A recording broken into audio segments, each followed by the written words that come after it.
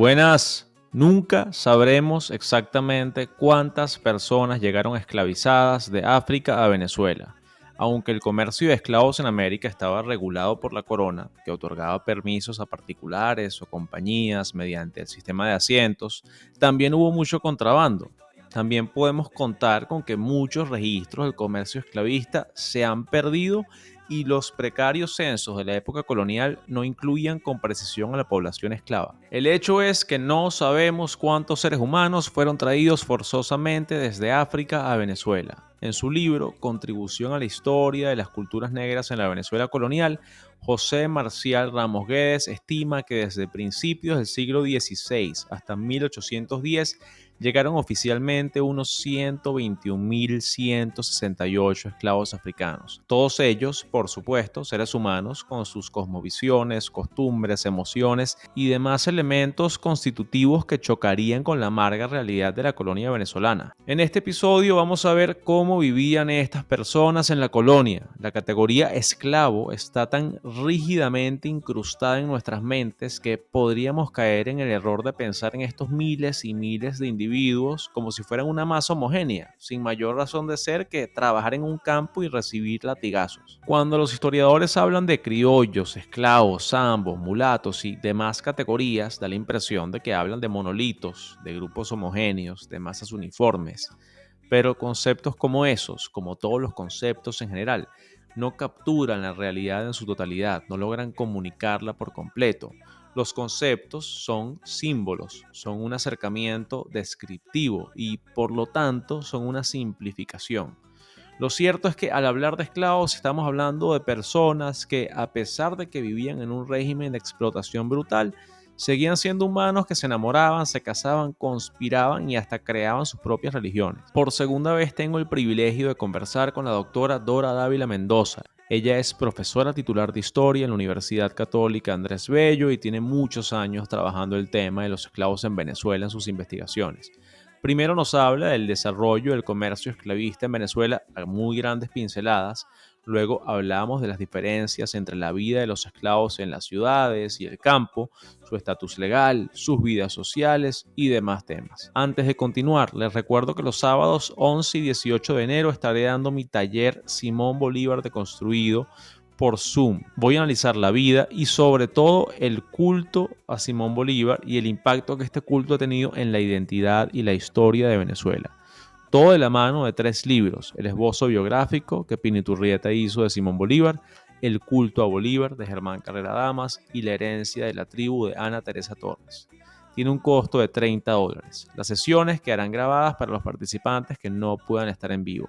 Después de esa fecha podrán comprar las sesiones grabadas por el mismo precio. Escríbanme a mis redes sociales o al correo hechoslatinoamericanos1@gmail.com. 1 en número. Ahora sí, suficiente usura, vamos. Esta es la historia pepeada. Doctora Dávila, qué maravilla, qué privilegio poder hablar con usted una segunda vez. Gracias por tomarse el tiempo. Gracias a ti por la invitación. Es un placer estar por acá. Quería comenzar haciéndole una pregunta algo personal, si me permite. Usted tiene ya muchos años investigando y trabajando el tema de la esclavitud en Venezuela. ¿Por qué le ha dedicado tanto tiempo a este tema? Bueno, esa es una pregunta, que puede tener muchas aristas, ¿no? Bueno, en primer lugar, hay un interés, por supuesto, académico, que ese es el que debemos privilegiar, pero también hay un interés que tiene que ver con la concepción misma que tenemos nosotros en la cotidianidad. La cotidianidad es el diario que vivimos. Y en el diario que yo he tenido a lo largo de mi vida, siempre he tenido como mucha empatía a lo que tiene que ver con la diversidad. Y en esa diversidad, por supuesto que entran también los grupos sociales. Esto, que bueno, ha sido mi perspectiva desde muy temprano, yo la he venido alimentando con el tema de la historia. Y la historia, en mi concepción, es justamente eso, ¿no? Es una aceptación de la diversidad que somos nosotros desde un punto de vista planetario, desde un punto de vista de humanidad, pero también con un elemento que nos ha trazado mucho y con el cual siempre tenemos que tener mucho cuidado, y es el elemento el del prejuicio. Eso también hay que educarlo. Nosotros tenemos que aprender a mirar y ser empáticos con la sociedad que tenemos alrededor, no solamente desde el punto de vista histórico, sino también con el presente. Para eso estamos aquí un poco, para entender el presente a través del pasado. Así que empecemos con un pequeño resumen de la historia de la esclavitud en Venezuela, porque ya el episodio pasado de la historia pepiada se lo dediqué a la visión macro, la visión estructural del comercio esclavista transatlántico.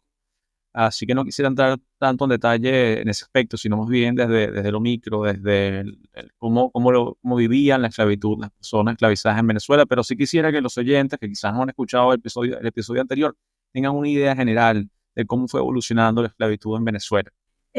Bueno, primeramente tenemos que aprender a desaprender. Y aprender a desaprender implica poner en perspectiva todo lo que hemos aprendido a lo largo de de nuestra educación formal en relación a lo que nos han dicho sobre el segmento social de los esclavizados. Las perspectivas que ha habido al respecto de esa visión son muy congeladas, están muy atravesadas por el prejuicio, como decía al principio, y lo que tenemos que aprender nosotros en este momento para tomar en cuenta estos temas es desaprender esas miradas que la misma historia oficial nos ha venido cargando. Así que bueno, para hablar de esta temática, de una visión general de la vivencia de estas comunidades de esclavizados en el pasado, hay que empezar por ubicarlos como personas comunes y corrientes, como nosotros en el presente, y que tuvieron en su momento histórico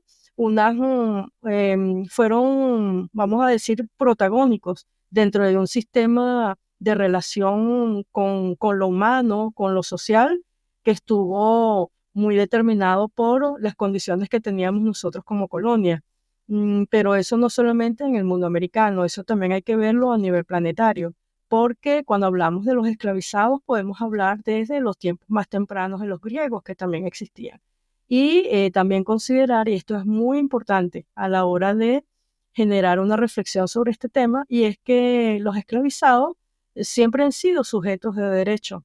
Es decir, siempre ha habido una ley y una normativa que, de acuerdo a los tiempos, los ha venido protegiendo y que en el caso nuestro, para el siglo XIX, que es cuando se van a hacer los procesos abolicionistas en el mundo americano, ese mundo legal fue creciendo y se fue, vamos a decir, enriqueciendo en relación a esas visiones que había sobre el otro, que era ese esclavizado.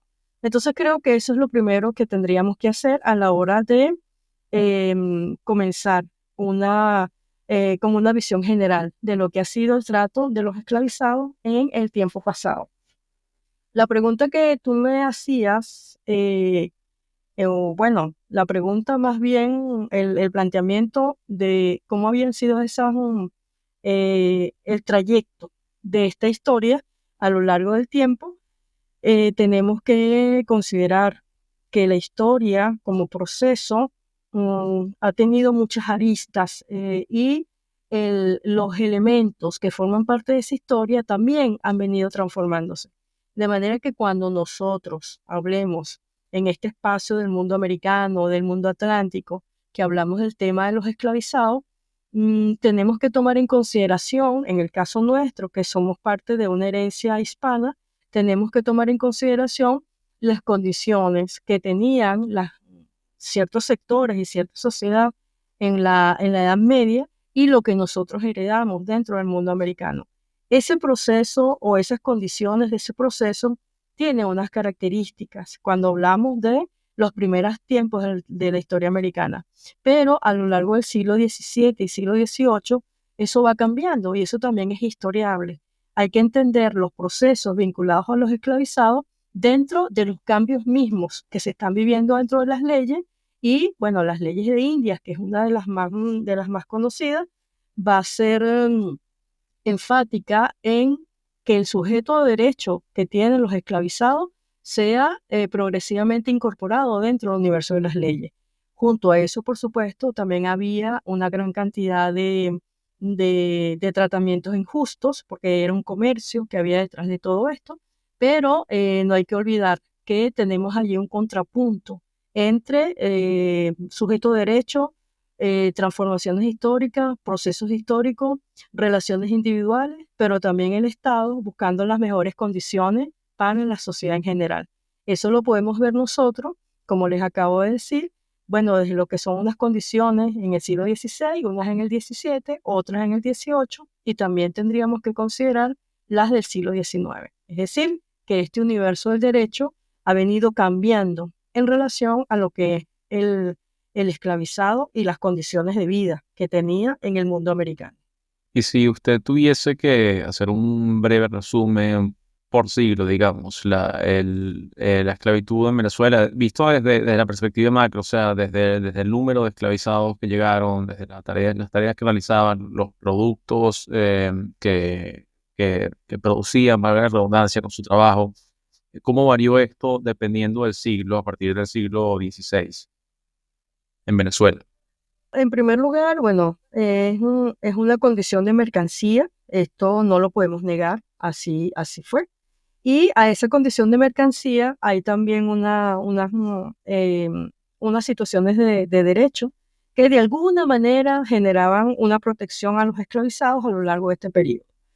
Bueno, si hablamos de la primera época, que es el siglo XVI, aquí el primer contingente de esclavizados va a llegar por unos permisos que van a tener unos grupos de alemanes, banqueros, que empiezan el proceso de, vamos a llamarle, de conquista hacia el occidente de Venezuela. Los Belser, que es como se les conoce, fueron un grupo bueno, de conquistadores que tuvieron unos auspicios económicos de esta parte de Alemania que lograron tener permisos para introducir esclavizados al mundo americano. Perdón, a lo que va a ser Venezuela en ese mundo, en esa parte occidental. Ahora, esto, por supuesto, era un comercio que se había venido en aumento, no solamente por lo que representa Venezuela en ese momento, que es una economía pequeña, es una economía que se está desarrollando, estamos hablando hacia 1530 aproximadamente. Hay que considerar que en otras regiones del Caribe y en el mundo atlántico ya había un desarrollo más progresivo de lo que era, vamos a llamar, la trata humana de los esclavizados. Y esto porque la región de las islas, que van a ser propiedad de muchas de otras regiones, por ejemplo, franceses, ingleses, holandeses, el contingente de grupos esclavizados que van a venir desde buenas partes de las costas de África llegaban directamente a estas regiones y bueno, hay un desarrollo muy grande de lo que van a ser los esclavizados en esta primera época. Venezuela, o lo que va a ser Venezuela, porque todavía falta la conformación de lo que va a ser esa provincia en grande, va a tener contingentes de esclavizados de menor cantidad. Este grupo que había solicitado los Belser no llegaron en la cantidad que se esperaba, pero comenzó a haber en esta trata de esclavistas el intercambio desde las regiones del Caribe. Como les estoy diciendo, era una mercancía, el esclavizado, una mano de trabajo, una mano de obra que comenzó a ser necesitada por una razón muy sencilla que, bueno, muchos ya conocemos dentro de la historia del mundo americano, y es que el aumento de las enfermedades con las cuales los indígenas americanos no estaban protegidos por razones naturales, eso creó una debacle demográfica muy grande. Entonces, como la conquista es esencialmente económica, se necesitaban nuevas manos. Esto es un proceso que se había dado también en otras partes de África a través del comercio que habían tenido los portugueses mucho antes, de manera que se hizo global. Es lo que llaman la primera etapa de esta economía mundial que se hizo global. Es la primera globalización como se le conoce en el mundo historiográfico. Eso es el panorama del siglo XVI en cuanto al segmento de los esclavizados. Y en cuanto a sujetos de derecho, esto es importante tomarlo en cuenta porque es un derecho que tiene que ver primeramente con la propiedad, obviamente, pero también tiene que ver con las propias condiciones sanitarias de estos esclavizados. Al pertenecer a alguna familia o algún comprador que los necesitaba como mano de obra, al ser una mano costosa, era necesario cuidarlo. Y allí vamos a tener algunos inicios de protecciones sanitarias que se van a hacer con los esclavizados en ciertas regiones. Hay que tomar en consideración que en este periodo era muy diferente ser un esclavizado en una región urbana a ser un esclavizado en una región rural, donde las condiciones materiales y las condiciones sanitarias, por supuesto, podían cambiar bastante. Pero es necesario que hagamos esta atención. A lo largo del siglo XVII es interesante cómo la legislación va transformándose y lo que vamos a ver con las leyes de Indias que se van a publicar después de un largo proceso hacia 1681. En estas leyes podemos ver nosotros esa sujeción al derecho que va a haber con el esclavizado. También hay un elemento importante que debemos tener en cuenta y es que no debemos olvidar que los procesos de conquista que se van a dar en el mundo americano están trazados también por un elemento religioso, de manera que la protección del indígena, del esclavizado, no solamente va a ser como una mano de obra que hay que proteger en términos de higiene y en términos también de una legalidad incipiente, sino que también debemos protegerlo o debía ser protegido desde el punto de vista religioso. Estos tres elementos o estos tres pilares son sobre los cuales se va a sostener ese siglo XVII y cuando hablamos de las leyes de India vamos a ver que ahí el sujeto de derecho es bastante más fortalecido.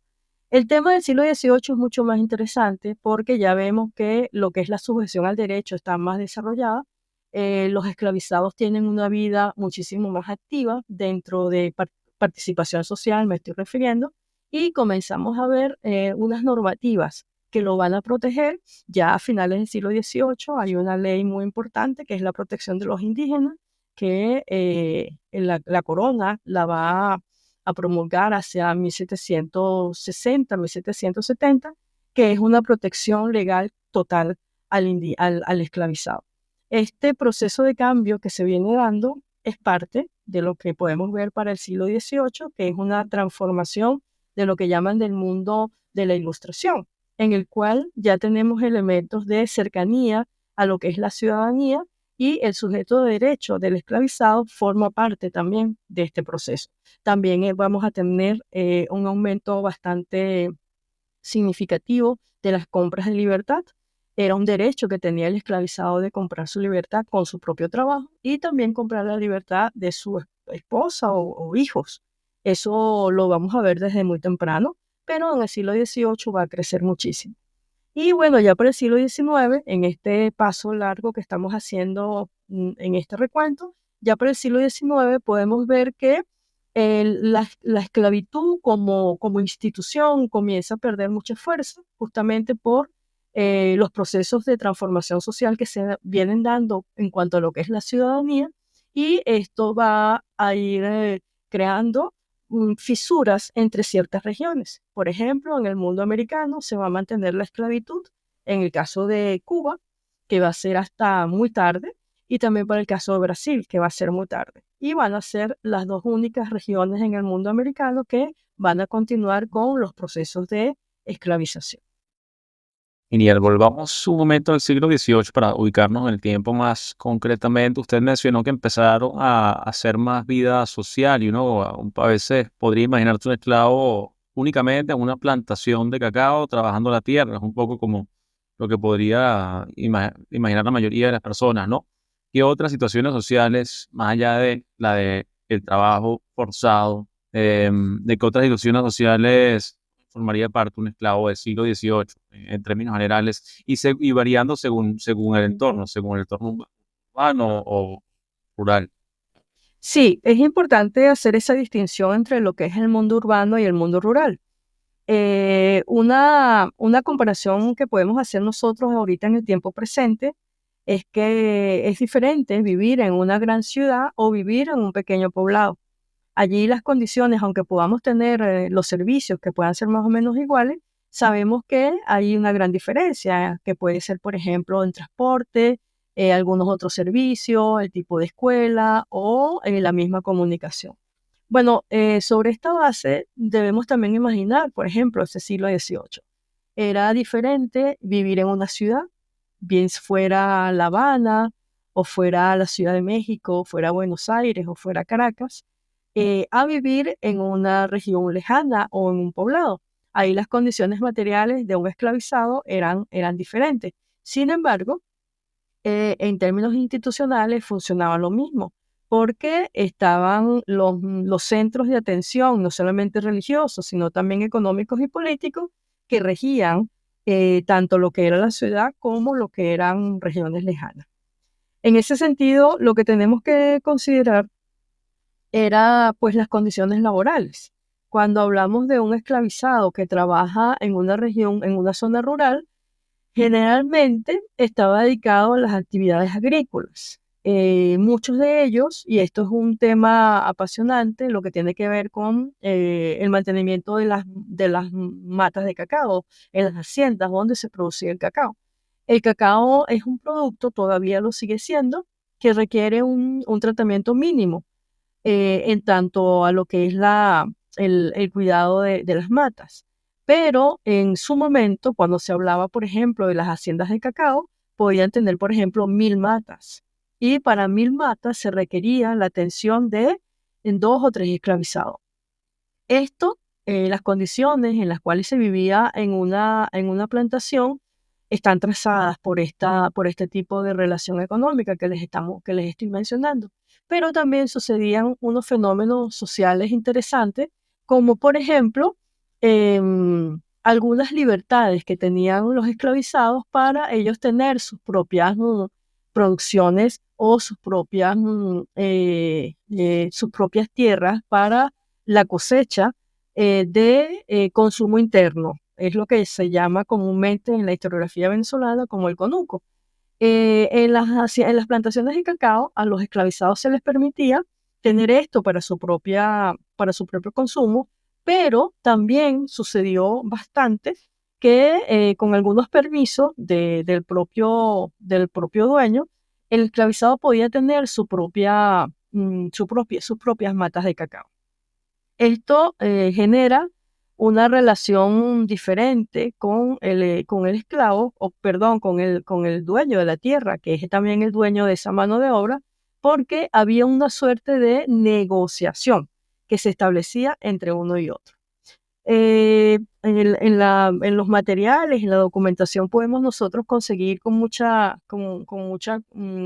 es muy corriente, es bastante corriente, demandas en las cuales los esclavizados pedían reclamos sobre lo que ellos habían mantenido, las matas de cacao, y esto puede parecer un contrasentido, pero eso eran los tipos de relaciones que se podían haber establecido en ciertos momentos de este periodo. Esto sucedió mucho en el caso venezolano, por ejemplo, en las regiones cacaoteras más conocidas en nuestra historiografía, que es la región de la costa central, como por ejemplo Chuao, que es una de las más importantes, o el Choroní. Esta relación económica pudo haber llegado en algunos casos a situaciones ante la ley desfavorables para el esclavizado, pero también hubo casos en los cuales los esclavizados tenían un tipo de negociación con las propias plantas de cacao que ellos tenían.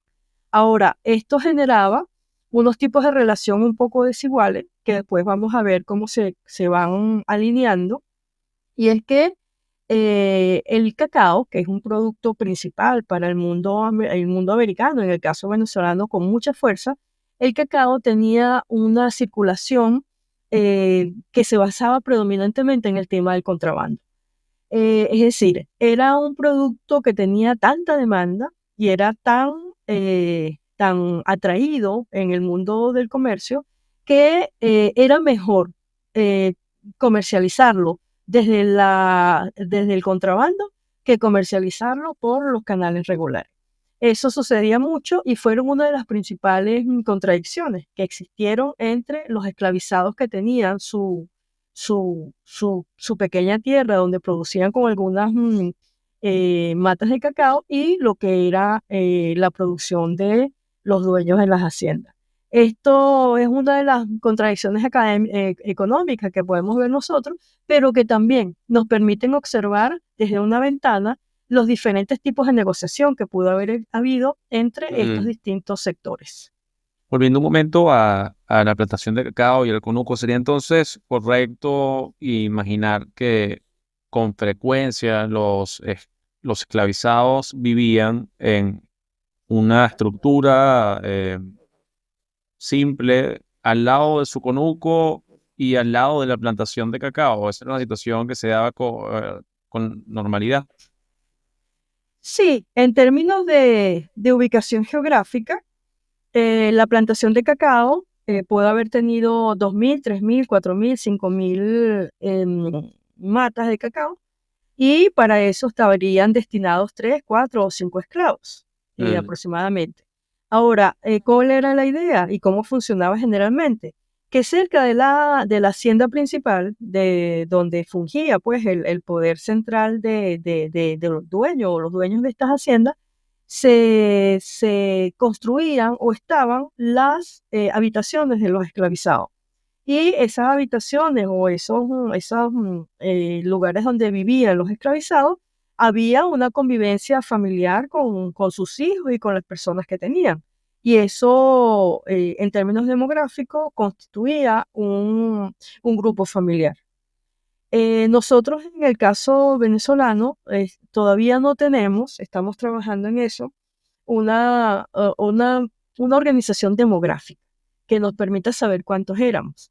Y en esa organización demográfica que se puede hacer porque tenemos las matrículas, que nos permita a nosotros hacer reflexiones sobre esos grupos familiares, es decir, las edades, las condiciones materiales que tenían, la situación matrimoniada o no matrimoniada, si había viudas, si había viudos, la escolaridad misma de los propios niños. Es decir, hay preguntas dentro del mundo demográfico que en la medida que nosotros trabajemos con más fuerza, con las matrículas que existen, podamos tener como preguntas más certeras o respuestas más certeras referente a cómo eran las condiciones de vida de los esclavizados. Disculpe, quería hacer una pregunta sobre ese punto. ¿Los esclavizados podían entonces casarse legal, oficialmente? Sí, como mencioné hace un momento, ellos también son sujetos dentro del mundo religioso. Es decir, el Mm. mundo religioso tiene unos parámetros y los parámetros son esencialmente lo que está fundamentado en la demografía, que es lo que conocemos actualmente. Y es el bautismo, la confirmación, el matrimonio y la defunción. Todo eso se registraba. De manera que nosotros podemos tener una relación bastante detallada de cómo era la vida en esas haciendas, en esos lugares donde habían estos grupos de esclavizados. Esto sería estupendo, porque podríamos hacer como proyecciones más objetivas Mm. respecto a las condiciones en las cuales estaban. Me refiero a las condiciones demográficas que Claro, tenían claro. estos grupos de esclavizados. Quería preguntarle si sabemos algo sobre el trato entre el esclavo y el hacendado. ¿Hay documentación sobre esto? Si era un trato que tendía hacia la hostilidad o que no tanto. ¿Qué sabemos sobre eso? En realidad hay de todo, hay de todo. La Mm. documentación que disponemos, la documentación que hemos revisado, nos permite hacer como un paneo de unas relaciones que son diversas, pero en todo el sentido de la palabra. Esta diversidad es justamente uno de los enfoques que nos permite a reconsiderar visiones un poco estáticas que tenemos sobre esta sociedad y que Mm. nos permite ver, por ejemplo, cómo era la movilidad de muchos de estos grupos esclavizados, porque como venía señalando desde el principio, estamos como estáticos en algunas visiones que tenemos y debemos comenzar por mover esa estaticidad que tenemos en relación a lo que era el esclavizado, como un sujeto congelado en su condición por su color y también por su condición económica, que no cambió y que no se transfiguró a lo largo del tiempo. Esa es una visión errónea que tenemos nosotros que revisar, porque la sociedad que vamos a ver a lo largo del siglo XIX buena parte de ella, ya es una sociedad que viene en herencia en segunda y tercera generación de muchos de estos esclavizados y que ya son personas libres que forman parte de una sociedad muy mestiza, muy combinada desde el punto de vista del color y también muy diversa en lo que tiene que ver con los temas de calidad y de dinero. Así que eso es importante que lo recalquemos. Sí, y esa es una de las razones por las que quería hablar con ustedes, para recalcar ese dinamismo. Parte de ese dinamismo sería el hacerse libre. Un esclavo podía hacerse libre y en ese caso, ¿cómo podía hacerse libre? Un esclavizado se podía hacer libre, eso está establecido dentro de las leyes, y el proceso es un proceso primero de solicitud. Al principio era un poco engorroso, cuando digo principio estoy hablando del siglo XVII, pero después a lo largo del tiempo se fue haciendo como un proceso más natural. El proceso de solicitar la carta de libertad, porque es una carta que se le entregaba al esclavizado, comenzaba porque hubiera que estuviera de acuerdo la persona de cuál él era esclavo. Y si esta persona daba la autorización, venía un proceso de obtener el dinero. En algunos casos, una manera de obtener ese dinero era a través de otra persona. Es decir, si yo era una esclavizada y tú eras el amo, había alguien que me quería comprar, lo que se hacía era pasar el dinero de esa persona al amo y ya yo pasaba a una condición de libre porque el dinero me lo habían prestado. Entonces, aquí es interesante tomar en cuenta, es decir, no es que yo pasaba, en algunos casos se pasaba libre completamente, pero en otros casos se quedaba como en una condición en el cual tú le debías al otro. Y allí también se daban situaciones un poco confusas en relación a que quedabas en una situación de sujeción porque le debías un dinero a otra persona. Esto se ha estudiado mucho, por ejemplo, para el caso de Cuba, que sucedió muchísimo. Hay un estudio que es un estudio clásico, que es una profesora que se llama Rebecca Scott. Ella hizo un estudio justamente de la transición que hubo de ese esclavizado a libre y en ese lugar gris entre estar esclavizado y estar libre, la cantidad de colores que había.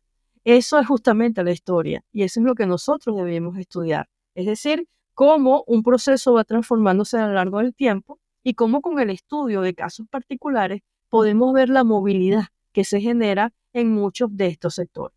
Hay varios tipos de libertad. Por ejemplo, hay una libertad que se llama graciosa y es la libertad que se le daba a los esclavizados por testamento. Es decir, había vivido con la persona durante muchos años o desde que era niño y esta persona al fallecer decide darle la libertad. Esa es una libertad graciosa. Y también hay una libertad que se da por palabra. Es decir, he sido tu esclava desde hace muchísimo tiempo y decide la persona darme la libertad. Eso son formas de libertad que existen y eran muchísimas. Entonces, hay que ver los colores grises que hay entre estar esclavizado y estar libre, porque es un proceso de lentitud cambiante que hay que comprenderlo a lo largo del tiempo. Y eso es lo que sucede en muchos casos de los esclavizados. Ya a finales del siglo XVIII la situación va a cambiar mucho porque hay mucho reclamo en lo que tiene que ver con la ciudadanía y la ciudadanía es justamente un sujeto que se hace ciudadano por los procesos de transformación política que se van a venir dando y también por la participación que comienzan a tener en otros estratos. Por ejemplo, en el caso de los esclavizados que viven en la ciudad, que son urbanos, muchos de ellos trabajan en los espacios domésticos, se convierten en figuras cercanas a lo que van a generar los procesos de independencia. Incluso van a formar parte de cuerpos de morenos, libres, me refiero a cuerpos militares, y van a formar parte también de los procesos de independencia como individuos buscando pues la libertad, vamos a llamarla, de las repúblicas. Entonces, allí también hay un proceso de cambio en cuanto a lo que eres tú como sujeto en un momento y es transformador. Muchos de estos sujetos van a formar parte pues de los ejércitos o de los cuerpos de militares morenos que vamos a tener también en muchas partes de América hispana. Y volviendo un momento a la colonia, a la preindependencia, hacia el siglo XVIII, yo asumo que en las ciudades era más fácil conseguir esta libertad, o sea, había una mayor movilidad social por el simple hecho de que hay más interacción con distintos sectores sociales, hay más posibilidades de hacer dinero, mientras que en las zonas rurales estás más limitado. Eso es así. De hecho, cuando hablamos de la ciudad, también tenemos que hablar de intercambios de saberes en términos de los distintos mecanismos que había. Por ejemplo, la prensa, la circulación de la prensa, lo que había en las reuniones que se daban en algunas casas o en algunas plazas públicas. En esos espacios, el esclavizado tenía mayor posibilidad de conectarse con ideas y novedades. Sin embargo, en otras regiones donde había más lejanía, no, eran regiones rurales, también habían algunos otros tipos de interacción. De hecho, cuando hablamos de las insurrecciones que se van a dar, muchas de ellas se van a dar en las regiones rurales. Y es justamente porque los espacios de interacción que tenían los esclavizados entre ellos, justamente por ser más pequeños, los hacía como más intensos. En el caso de la ciudad es diferente. En la ciudad no vamos a ver esclavos o esclavizados en insurrección. Lo que podemos ver es esclavizados, por ejemplo, escapándose de las casas, donde ellos forman parte como miembros del servicio doméstico. Es decir, son distintas formas de reaccionar políticamente y obviamente que tiene que ver con las condiciones, vamos a llamarlas, de relaciones de comunicación que existe entre unos y otros. Hay una película que yo siempre que tengo la oportunidad de recomendarla lo hago, es una película realizada en Cuba que se llama La Última Cena. Y la película está justamente ambientada en un solo día, que es el Viernes Santo. Es una hacienda en el cual hay una producción de caña de azúcar y el dueño de los esclavos, él vive a una distancia eh, cercana de las haciendas, perdón, de donde viven los esclavizados. Bueno, y el Viernes Santo que él los va a visitar, se produce un levantamiento y en el día, con todas las características del proceso de comunicación que se establece entre esclavizados que forman parte del mundo rural, lo podemos ver allí con mucha claridad. Por ejemplo, hay mucho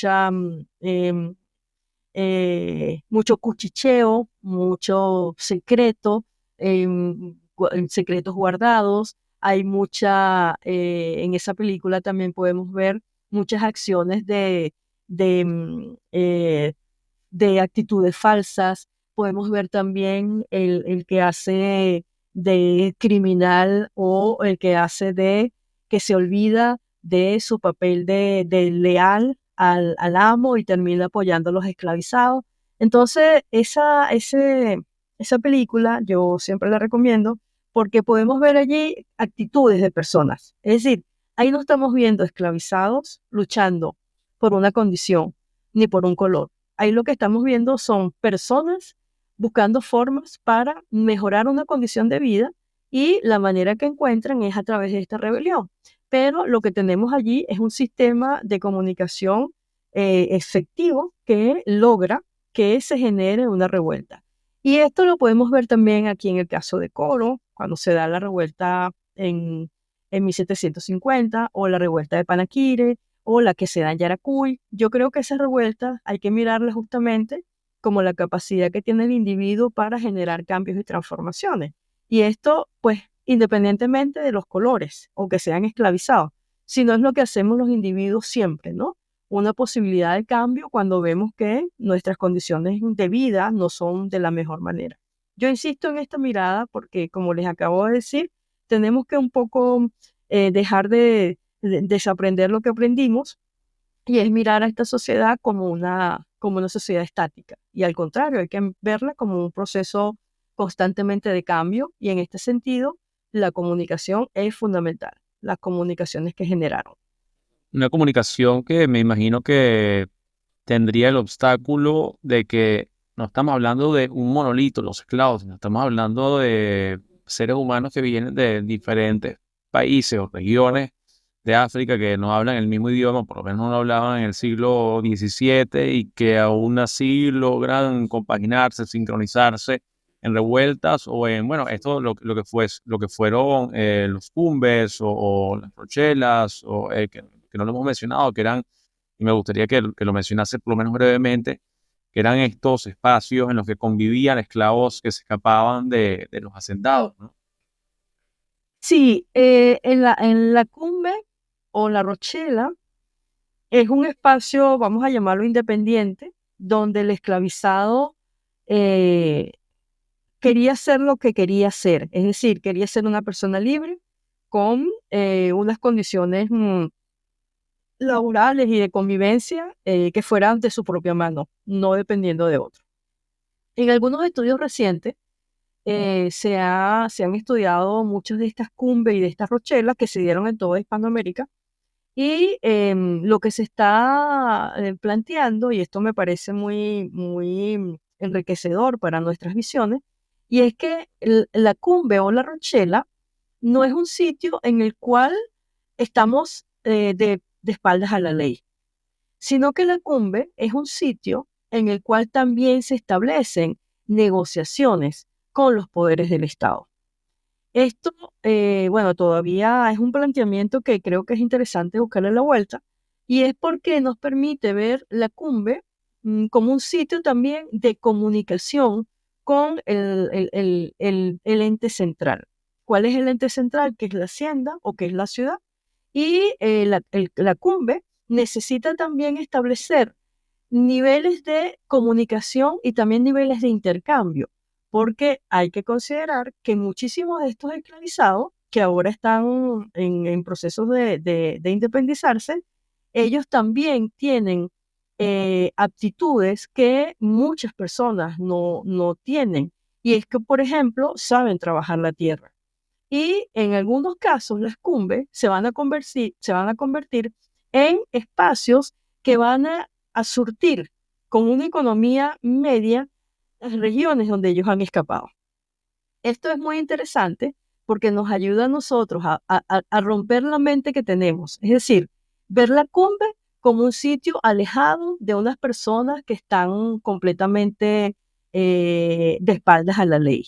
Pues no, es un espacio en el cual hay unos hilos de comunicación. Acuérdense, o hay que tomar en consideración que el esclavizado no está solo. El esclavizado tiene grupos familiares. El esclavizado también puede ser un líder. El esclavizado también puede tener nexos y lazos con personas que lo han apoyado en el proceso que está llevando a cabo. Y esos lazos invisibles no se van a romper del todo con la región del cual él está escapando. Hay una serie televisiva que fue muy famosa en su momento, que se llama La Esclavizaura. Esta es una producción que se dio en Brasil y que movió mucho la idea esto del esclavizado transformador y en proceso de cambio, y sobre todo en cómo se establecía comunicación entre esa cumbre y la cantidad de hilos que habían quedado con la región de donde había escapado. Esto es bueno tomarlo en cuenta. ¿Por qué? Porque nos permite a nosotros no ver a ese esclavizado escapado que vive en la cumbre o que vive en la Rochela desconectado completamente de su centro, ¿no? Porque allí ha dejado grupos familiares, ha dejado conexiones, ha dejado lazos que permiten que haya una conexión entre unos y otros. Así que bueno, esto de la cumbre hay que buscarle una vuelta y seguir por esa visión para poder nosotros descongelar esa perspectiva que tenemos del esclavizado, que es necesario darle como una movilidad que sea más justa cuando hablamos en términos de conexiones sociales. Sí, yo espero que con esta breve conversa hayamos logrado eso, que dar a entender que el esclavizado no eran los esclavizados, no eran un monolito, sino que eran comunidades diversas, eran individuos diversos, que cumplían diferentes funciones, que tenían posibilidades de movilidad social y que habitaban un mundo dinámico. ¿Usted quisiera agregar algo más, doctora Dávila? Bueno, insisto en que debemos de desaprender algunas visiones que tenemos del Mm, pasado. Y si bien el esclavizado historiográficamente pues se le ha puesto un sello, tratar de ir desvaneciendo ese sello, ¿no? Y tratar de darle una visión más empática, transformadora, y que lo va a tener. Y yo creo que esa visión también nos ayuda a poder entender el presente.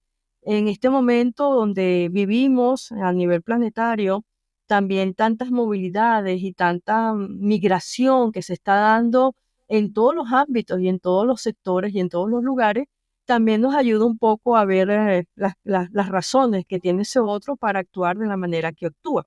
Y eso con la historia, pues es importante que lo tengamos en consideración para poder entender mejor las dinámicas que se dan en el presente y lo que tenemos que seguir aprendiendo del pasado con un prisma que nos permita comprender un poco mejor cómo se dieron esas conexiones, esas relaciones y cómo la movilidad forma parte de lo que somos nosotros, como ser social en todos los tiempos. Genial. Sí, leer historia en ese sentido es un poco paradójico porque uno aprende y al mismo tiempo va desaprendiendo. Correcto, correcto. Muchísimas gracias, doctora Ávila. Sí.